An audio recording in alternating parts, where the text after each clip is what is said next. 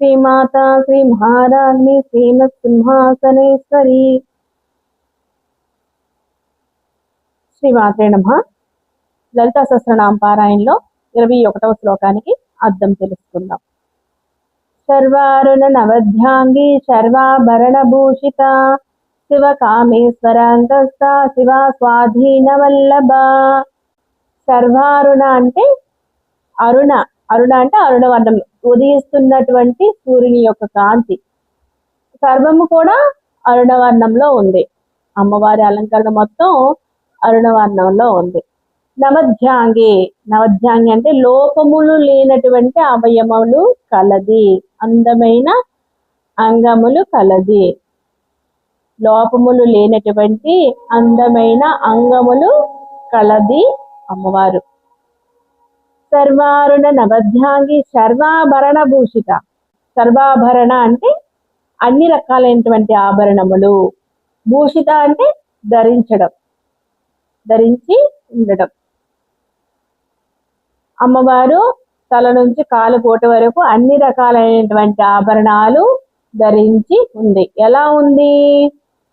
శివ కామేశ్వరాంతస్థ అంటే శివుడు కామేశ్వరుని యొక్క రూపంలో ఉన్నాడు. ఇప్పుడు కూడా శివుడు ధ్యాన ముద్రలో ఏకాంతంగా ఉంటాడు. అటువంటిది కామేశ్వరుని రూపంలో కొలువు తీరి ఉన్నారు.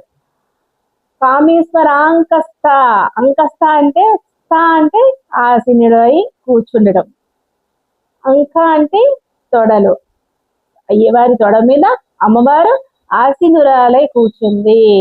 సర్వారుణ అంటే అంత ఎర్రని వర్ణములో అమ్మవారు ఎర్రని పట్టు చీర, ఎర్రని పూలమాలలు ఇవన్నీ వేసుకొని చక్కగా ఎటువంటి అవయవ లోపాలు లేకుండా అంగ సౌష్ఠవముతో సౌందర్యముగా ఉండి సర్వాభరణము అన్ని రకాలైనటువంటి తల నుంచి కాలికోటి వరకు ఉన్నటువంటి అన్ని రకాలైనటువంటి ఆభరణాలు, బంగారు రత్న మణిమయ కాంతులతో విలసిల్లుతున్నటువంటి అన్ని రకాలైనటువంటి ఆభరణాలు ధరించి కామేశ్వరుని యొక్క తొడపై కూర్చొని అమ్మవారి విలసిల్లుతోంది. చూసారా ఎంత చక్కగా ఉందో.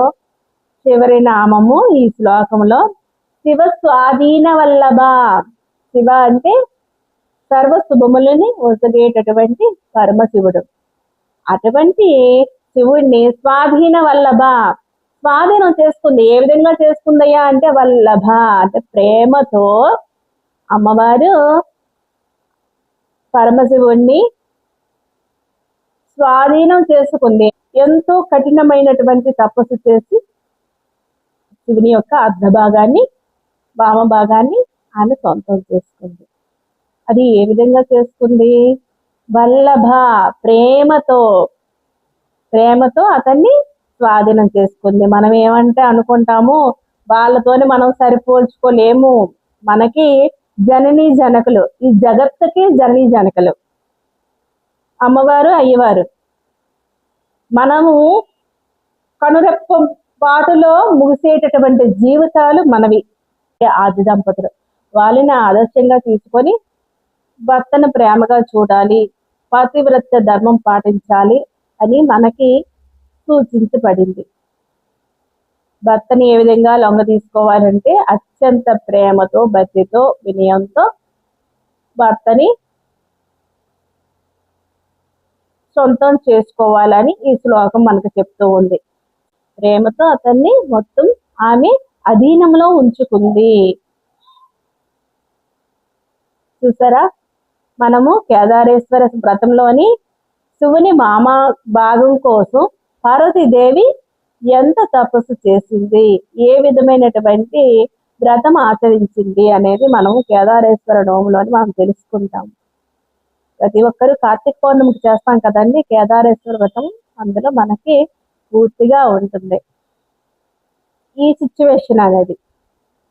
తర్వాత ఈ శ్లోక పఠనం వల్ల మనకి భార్యాభర్తల మధ్య అనురాగం ఏర్పడటం, వారి మధ్య తగాదాలు కానీ, ఇబ్బందులు కానీ, మాట పట్టింపులు కానీ, మానసికమైనటువంటి విభేదాలు కానీ ఉంటే తొలగిపోయి ప్రశాంతంగా ప్రేమానురాగాలతోని కలిసి జీవిస్తారని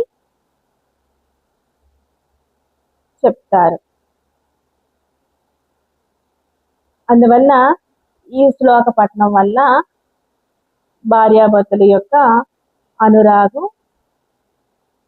ఏర్పడుతుంది. వారి మధ్య ప్రేమ అనేది చిగురిస్తూ ఉంది. ఇంకా ముందు ముందు శ్లోకాల్లో మళ్ళీ కలుసుకుందాము. అయితే ఈ వీడియో నచ్చిన వాళ్ళు లైక్ చేయండి, షేర్ చేయండి, సబ్స్క్రైబ్ చేయండి. మీకు ఏవైనా సలహాలు కావాలన్నా, లేకపోతే నాకేమైనా సలహాలు చెప్పాలన్నా, మీకు ఏమైనా సందేహాలున్నా కామెంట్ బాక్స్లో తెలియజేయండి. శ్రీమాత్రే నమః.